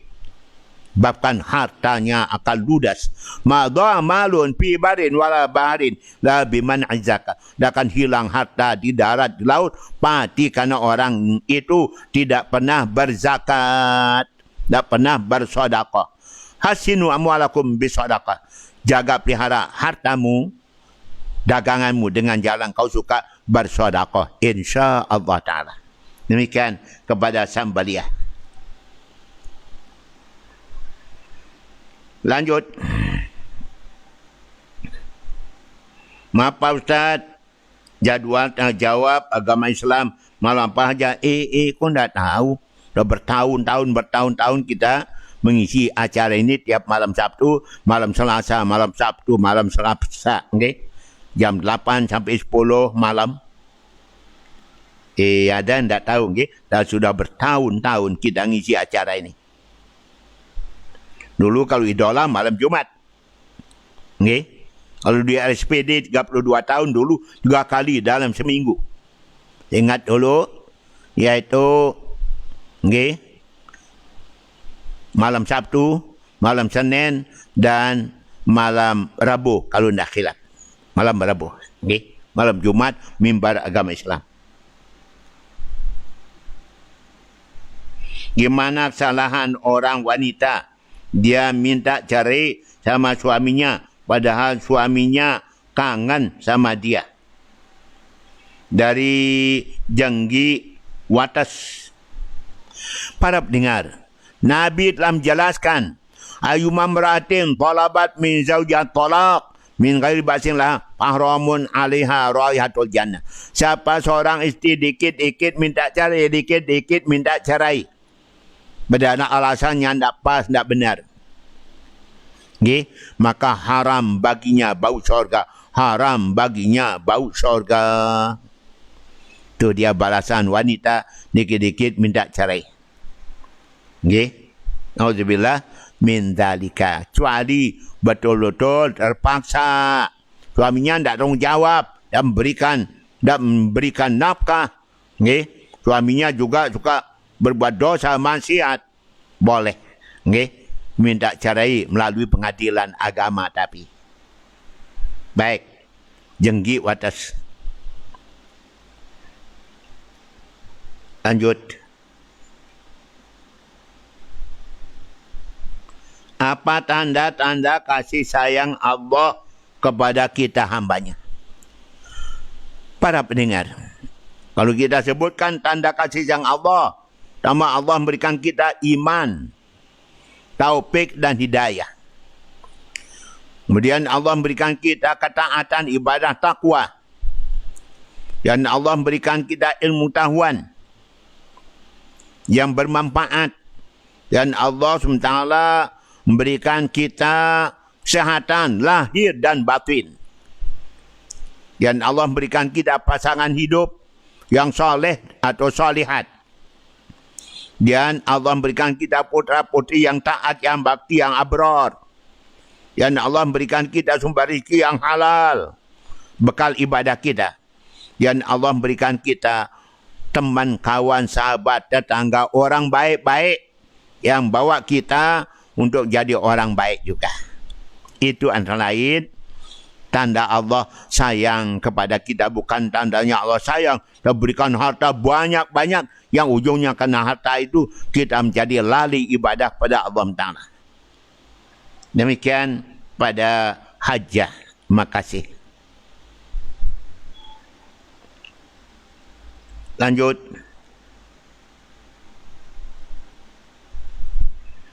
Mami Tuan Guru yang mau tanya apa bacaan agar kita khusyuk di dalam solat, apa amalan agar kita dimurahkan rezeki kita, jauhkan dari orang-orang yang ingin berbuat zalim terhadap kita, keluarga. Makasih atas doanya. InsyaAllah 3 pertanyaan ini. Betul. Pertama, iaitu khusyuk dalam solat. Banyak upaya kita khusyuk dalam solat. Ia samping baca qul a'udzu birabbin nas malikin nas. Banyak kiat. Satu kitab mengatakan 20 upaya khusyuk dalam solat. Dan dalam kitab yang lain sebutkan 33 kiat khusyuk dalam solat. Kitab yang lain lebih dari itu. Kitab 40-an upaya khusyuk dalam solat. Silakan dipelajari. Okay? Upaya khusyuk dalam solat. Antara lain yang pasti adalah kita mengetahui makna bacaan-bacaan dalam solat. Dan itu kita renungkan di dalam solat kita. Dan ada juga, uzkuril mauta fi solatikum. Ingatlah kematianmu dalam solat. Ingat dirimu akan mati nanti. Dalam solat ingat kematian. InsyaAllah khusyuk dalam solat. Itu dia. Apa amalan agar kita murahkan rezeki kita? Para pendengar, dalam sujud terakhir kita membaca Allahumma qini bihalalika an haramik waghnini bifadlika amman suwak. Dalam sujud kita terakhir bacalah doa ini. Dan juga jangan lupa membaca surah Waqiah setiap malam. Waqiah tiap malam. Dan juga jangan lupa bersedekah. Dan jauhkan daripada orang-orang yang mau berbuat jahat pada kita. Bacakan ayat kursi. Baca ayat kursi. InsyaAllah kita terhindar daripada kejahatan orang-orang yang senang berbuat jahat pada kita. Moga-moga. Amin. Allahumma amin. Ya. Lanjut. Tuan Guru, bakal sah wuduk kita kalau kita pakai hand soplas. Kan tertutup kulit kita. Tak kena air. Karena tak kena air, yang tak sah wuduk kita. Harus dibuka dulu. Nanti telah berwuduk baru pasang lagi. Kalau tak dibuka dalam keadaan berwuduk, kulit tak kena, tertutup oleh hand soplas, maka wuduk tak sah. Wuduk kita tak sah. Demikian. Atau mungkin kita pakai apa lagi? Kutek. Wuduk kita tak sah. Baik. Bolehkah kita memakai pewarna rambut, semir, supaya penglihatan kita makin jelas? Bisa gitu? Para pendengar, bagi orang-orang sudah lanjut umur, boleh pakai semir, tapi tidak boleh warna hitam. Ngitang. Gayru hadza janibu sawada, sabda Nabi. Rubahlah warna rambutnya Abu Quhafah yang warna putih ini dirubah. Tapi jangan warna hitam. Boleh warna pirang, warna coklat, boleh. Tapi warna hitam tidak boleh. Ada unsur tipu dayanya nanti di situ. Silakan. Dan itu pun juga tergantung pada an-niyah. An-niyat.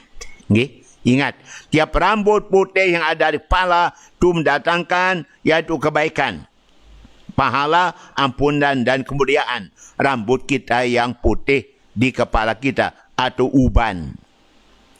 Uban itu cahaya iman, sabda Nabi. Siapa mencabut ubannya berarti mencabut cahaya iman dari kepalanya. Biarkan. Masya Allah. Baik. Dari siapa? Mana lebih dahulu mendapatkan ampunan di antara dua orang pelaku kesalahan. Yang pertama melakukan kesalahan karena bodohnya. Enggak pernah berguru ngaji. Yang kedua mereka melakukan karena lemahnya iman. Padahal dia tahu kerjaan itu salah. Banapi. Para pendengar, orang bodoh itu dapat dosa karena tidak pernah ngaji. Ngaji itu hukumnya adalah wajib. Talabul ilmi faridatun ala kulli muslimin wa muslimah. Tuntut ilmu adalah fardu ain bagi tiap orang Islam, laki dan perempuan. Karena dia bodoh, maka dia tidak tahu, tidak mengamalkannya. Ada orang yang tahu tapi tidak mengamalkannya karena kelemahan imannya. Maka orang yang tahu tapi tidak mengamalkannya kena dengan syair, yaitu fa'alimun bi'ilmi lam ya'malan mu'adzabun min qabli ubbadil. Orang yang ngerti, orang paham, berilmu tapi tidak mengamalkannya ilmunya, maka dia lebih dahulu siksa pada orang yang nyembah berhala patung.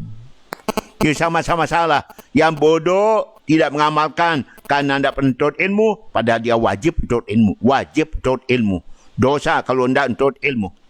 Kemudian yang satu mengerti, tahu tapi tidak mengamalkannya, dapat dosa karena melanggar, tidak melaksanakan, tidak mengamalkan ilmunya, sama-sama dapat dosa, Tapi yang ngerti, sudah tahu, tidak mengamalkannya, besar lagi dosanya. Karena dia sudah tahu, sudah ngerti, tapi dia melanggar larangan. Nauzubillah min dzalika Pak Hanafi. Baik.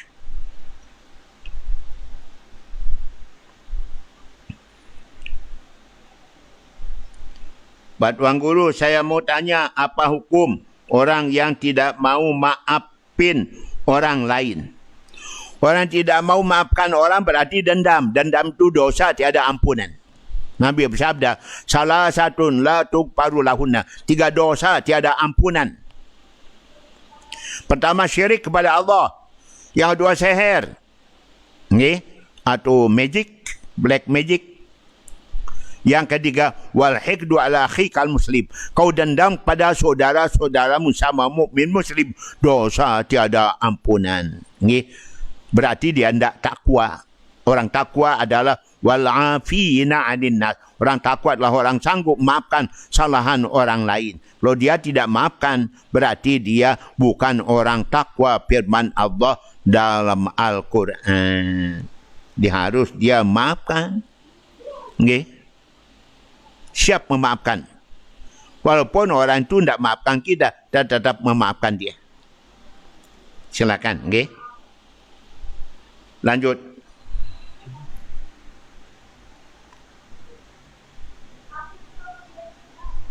Apa kabar Pak Tuan Guru? Alhamdulillah, Ya, diberi kesehatan, amin. Yang pertama, boleh enggak umrah dengan cara berhutang? Para pendengar, kita diwajibkan haji dan umrah bagi orang yang mampu, istita'ah. Walillahi ala nas hijjul baiti man istata'a ilaihi sabila. Karena Allah wajib orang menaikkan ibadah haji dan umrah bagi istita'ah, bagi sudah mampu, yang sudah sugih, sudah punya napi cukup uang. Tak boleh kita maksa diri. Belum ada uang, paksa berhutang. Lah, nanti kalau dalam perjalanan dah mengalami apa umpama? Gimana hutang kita nanti? Dah mati belum bayar hutang. Maka dari itu Allah wajibkan ibadah haji umrah bagi orang sudah istita'ah, orang sudah punya kemampuan, yang paksa diri. Berhutang, jual semua apa yang ada hingga jatuh miskin, tak boleh dan tak boleh. Tunggu dulu sampai kita punya kemampuan untuk ibadah haji. Cukup tabungan kita, tak sampai merugikan keluarga dan sebagainya. Kalau belum mampu, jangan pakai berhutang terus. Kedua, boleh enggak arisan emas? Tiang, dari mana? Hamba Allah. Para pendengar, tidak boleh arisan emas. Tak boleh arisan emas. Sama ada berhutang emas. Jadi, arisan emas, berhutang emas itu harus dibayar kontan. Yadan biadin, mislan bimislin. Gitu dia. Jadi harus kontan, cash. dan tang sama ukurannya. Demikian jadi tidak boleh kita hutang emas, tidak boleh hutang emas. Kredit emas. Mau cepat punya kalung, kredit emas. Punya gelang, kredit emas. Atau mau punya yaitu cincin emas, dikredit. Giwang emas, dikredit. Ada satu faham mengatakan kaum wanita tidak boleh pakai perhiasan emas. Satu faham dalam Islam, tidak bolehkan umat kaum wanita pakai perhiasan dari emas. Ya Allah, dan Nabi sendiri pernah melakukan. Nabi ngangkat emas tangan kanan, kemudian sutra di tangan kirinya. Sambil beliau mengatakan, hadzani haramani lirijal hillul linisa. Dua barang ini, emas dan sutra, haram bagi laki-laki, halal bagi kaum perempuan. Ada mengatakan kaum wanita tidak boleh pakai emas. Masya Allah. Dong nanti marah pedagang-pedagang emas. Marah kaum wanita tidak bolehkan pakai emas. Kasihan jadinya. Baik, anda semuanya. Dari siapa? Pak Ustaz, yang mau tanya apa arti nama Aulia? Aulia ya waliullah, kekasihnya Allah. Astuti, saya tidak tahu, belum lihat di kamus. Astuti, dan jarang orang namanya Astuti dari bahasa Arab. Baik, saya belum lihat di kamus Astuti. Baik. Tuan Guru yang minta dibacakan salawat Sallallahu anna Muhammad sallam dan seterusnya. Terima kasih. Itu salawat dulu saya terima ijazahnya dari Al-Maghfurlah Maulana Syekh tahun-tahun 60-an sekian. Belum saya masuk Mahat. Di Abror lama yang di situ ada kolam di belakangnya. Kita terima ijazahnya yang beliau bacakan kalau tidak khilaf dari kitab Hikam. Di mana siapa membaca salawat ini maka 70 malaikat lelah nulis palanya selama 1000 hari. Itu sebutkan. Bunyi salawat itu bismillahirrahmanirrahim. Jazallahu anna Muhammadan sallallahu alaihi wasallam bima huwa ahluh. Jazallahu anna Muhammadan sallallahu alaihi wasallam bima huwa ahluh. Jazallahu anna Muhammadan sallallahu alaihi wasallam bima huwa ahluh. Saya terima dulu tahun-tahun 63, 64 mungkin. Belum masuk Mahat kalau tidak khilaf. Kalau tulab terlibat Mahat sudah di mana waktu itu? Yang di Kadempat sekarang. Sudah lahir. Ayahnya aja belum lahir mungkin. Ayah ibunya belum kawin. Iya, kita sudah terima ijazahnya. Demikian kepada anda. Mudah-mudahan kita mau amalkan. Lanjut.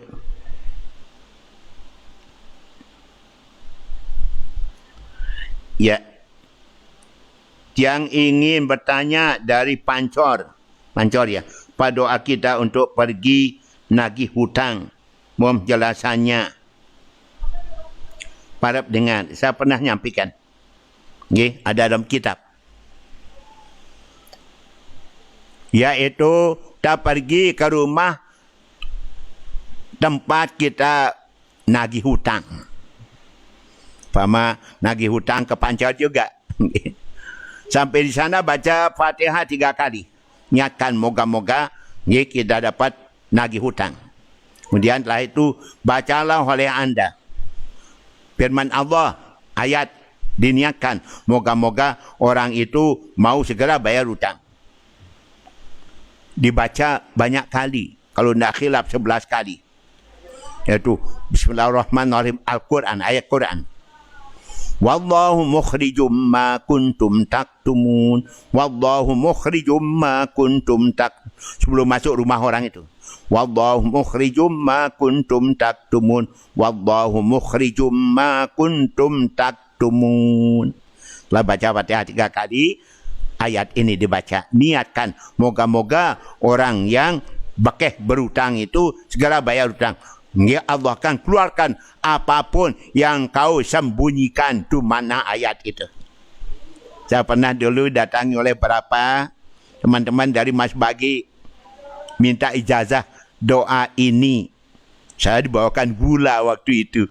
Teman-teman yang jadi saudagar. Masya Allah. Itu dia amalannya. Mudah-mudahan. Amin. Allahumma amin. Okay. Ntar lagi para pendengar. Iya. Dari siapa? Apa hukumnya kalau kita bergotong royong? Apa boleh kita niatkan keluarga kita yang meninggal dunia tu masih hidup? Mohon penjelasan. Boleh dan boleh. Bagus dan bagus. Ini. Apapun yang kita kerjakan yang baik-baik, boleh niatkan untuk keluarga yang sudah meninggal dunia. Gitu. Kita baca Quran. Kita puasa. Zikir. Baca doa. Sedekah. Apalagi istighfar. Semua amalan-amalan itu boleh niatkan untuk keluarga yang sudah meninggal dunia.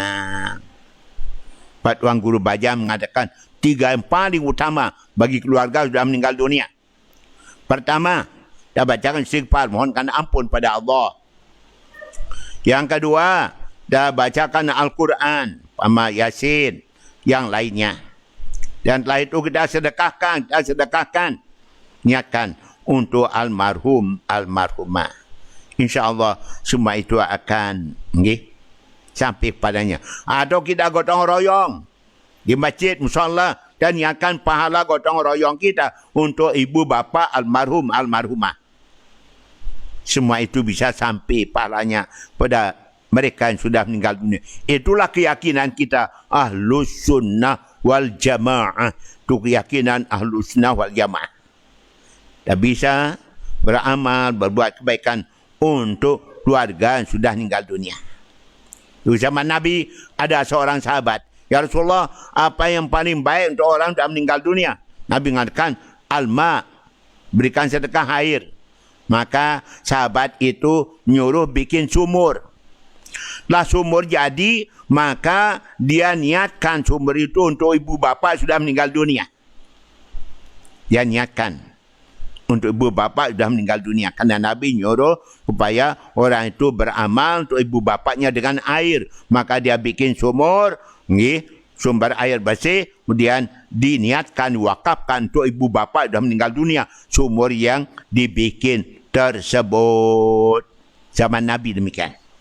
Masya Allah. Atau kita nanam pohon, niatkan pohon itu untuk ibu bapa sudah meninggal dunia. Untuk suami sudah meninggal dunia. Apalagi kalau kita sedekah untuk anak yatim.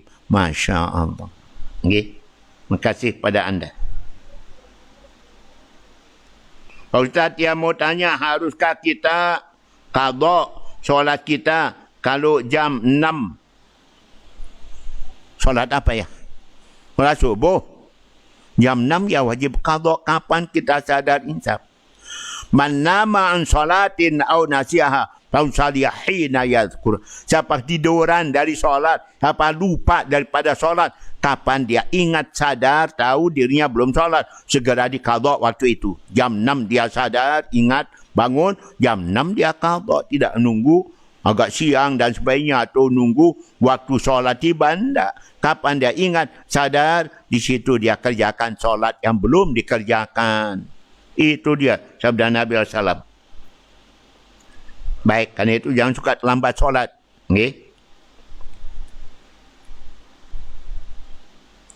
Pak Ustaz, apakah sah dan suci dari najis apabila tidak membaca doa istinja atau lupa membacanya, hanya membersihkan pakai tanah tanpa membaca doa? Mohon penjelasan. Doa itu kan sunat. Doa itu sunat. Yang penting membasuhnya dengan suci. Kalau itu bekas najis anjing, maka dibasuh 7 kali, salah satu bercampur dengan tanah. Sudah, tanpa bacaan, tanpa doa. Mau berdoa silakan, tapi tanpa berdoa sudah sah. Demikian pula bersuci yang lain, istinja, dan membaca doa selesai istinja. Sah tanpa baca doa-doa, itu kan hukumnya sunat. Jadi yang penting kita bersihkan dengan suci, maka sudah sah basuhan tersebut, dah suci basuhan kita. Terima kasih pada anda. Ya, dari siapa? Pak Ustaz, apa hukumnya kita minjam modal usaha di koperasi alias bank rontok, padahal kita tahu koperasi itu memiliki unsur riba? Makasih. Ya haram tu, kullu riba haram. Adana riba kaman zana bi ummi. Seringan dosa riba seperti dosa berzina dengan ibu kandung sendiri. Ibu kandung sendiri tu dosa kita ngeriba. Dirhamu riban ya'kuluhu rajulu wa huwa ya'lamu syadu min sittatin salasina zinatan. 1 dirham riba dimakan seorang dan dia tahu itu adalah riba. Maka lebih dahsyat pada zina 36 kali, berzina 36 kali. Siapa-siapa beli pakaian, sebagiannya halal, bagiannya haram, hasil riba, dipakai untuk solat. Selama pakaian itu dipakai untuk solat, selama itu solatnya anda diterima Allah Ta'ala. Demikian sabda Nabi SAW. Itu jangan ada unsur riba, unsur haram dalam pakaian solat yang kita pakai. Okay? Amin. Ya.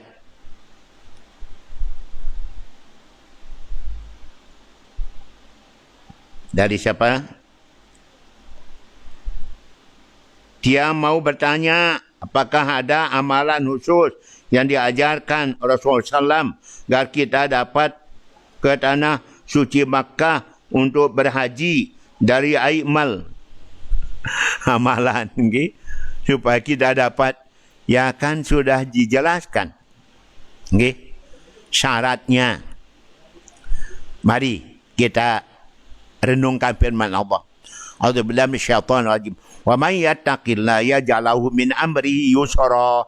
Siapa yang takwa kepada Allah Ta'ala, Allah berikan jalan yang mudah baginya. Okay? Allah jadikan segala urusan jadi gampang. Yusron, gampang. Yang penting kita taat kepada Allah. Perintah jalankan, larangan jauhkan. Allah mudahkan urusan kita. Urusan naik haji insyaAllah dimudahkan Allah. Urusan yang lain dimudahkan. Asal kita betul takwa kepada Allah. Wa man yattaqillah yaj'al lahu makhraja. Siapa takwa kepada Allah, Allah berikan baginya jalan keluar.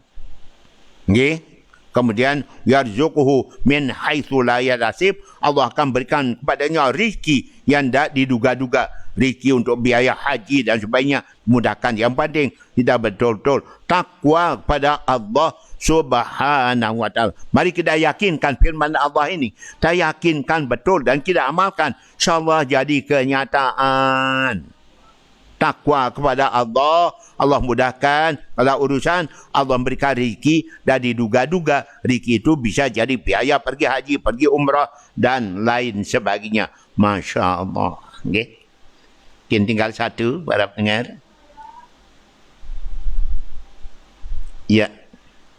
Pak Ustaz, apakah boleh kita baca Al-Quran atau surah Yasin di rumah atau di masjid sekaligus di musalla kita niatkan untuk keluarga kita yang masih hidup atau yang sudah meninggal dunia? Mohon penjelasan. Sangat-sangat bagus. Okay?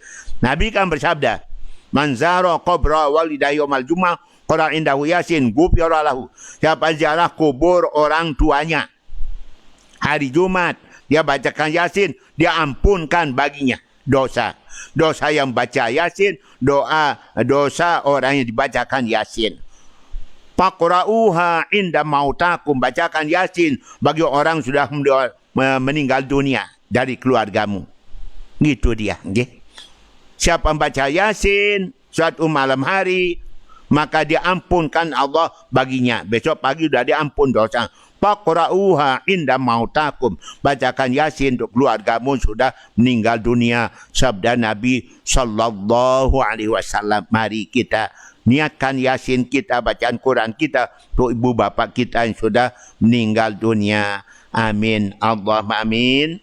Para pendengar yang dirahmati Allah Ta'ala, untuk kali ini sampai di sini kita berjumpa. Okay?